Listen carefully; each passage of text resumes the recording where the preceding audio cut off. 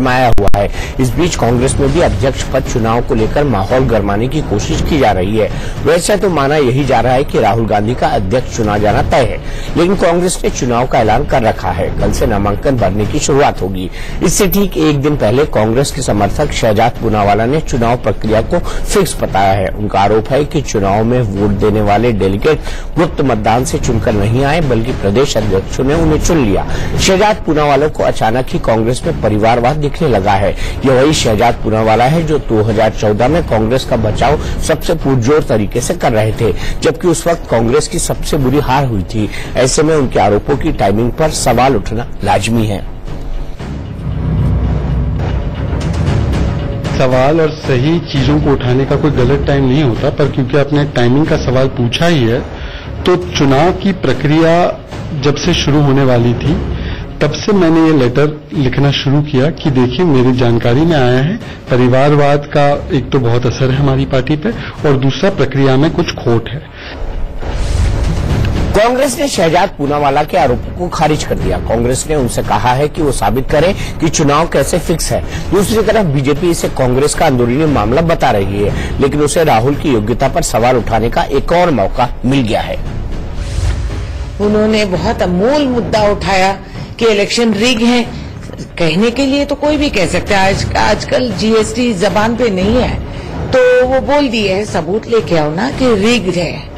ना हिम्मत है तो खड़े हो जाओ, तुम लड़ो ना इलेक्शन। राहुल गांधी ने किसी से जुल्म नहीं किया और ये कहा कि मैं बनना चाह रहा हूं तुम मुझे बनाओ। हमने कहा कि आप बनिए। राहुल गांधी का कोई मेरिट के आधार पे तो हो नहीं सकता। मेरिट है तो हम लोग को दिख जाता, चाहे पार्लियामेंट में दिखता है या वो चुनाव के जब लीड करते हैं कांग्रेस को उसमें दिखना चाहिए। हर तरफ वो हारते ही आ रहे हैं। उनका जो सरनेम है गांधी है, उसके आधार पे उनकी नियुक्ति हो रही है। अब सवाल उठता है कि शहजाद आगे क्या करेंगे। तो आपको बता दें कि वो चुनाव नहीं लड़ सकते। ये और बात है कि वो महाराष्ट्र प्रदेश कांग्रेस में सचिव हैं। महाराष्ट्र प्रदेश कांग्रेस के अध्यक्ष अशोक चव्हाण ने उन्हें सचिव बनाया था।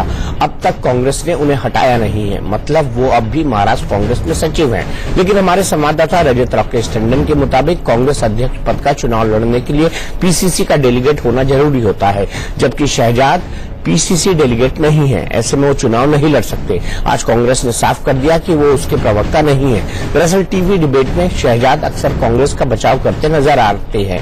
अब वो ऐसा नहीं कर सकेंगे और ऐसा किया तो उन पर सवाल उठेंगे।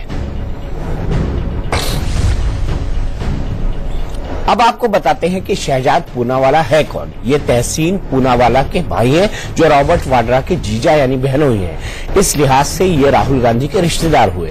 राहुल गांधी और कांग्रेस के खिलाफ शहजाद की बयानबाजी से तहसीन बेहद नाराज है। तहसीन ने कहा है कि उन्होंने शहजाद को अपने बच्चे की तरह माना था, लेकिन आज के बाद उनका और उनकी पत्नी का शहजाद से कोई लेना देना नहीं है। तहसीन के मुताबिक गुजरात चुनाव के बीच जब राहुल को हमें मजबूत करना है, तब इस तरह की बयानबाजी की कतई उम्मीद नहीं थी। तहसीन के मुताबिक शहजाद ने बयान देने से पहले परिवार से कोई बात नहीं की। दूसरी तरफ शहजाद का कहना है कि उन्होंने तहसीन से बात नहीं की क्योंकि वो अब उन पर दबाव डालते हैं।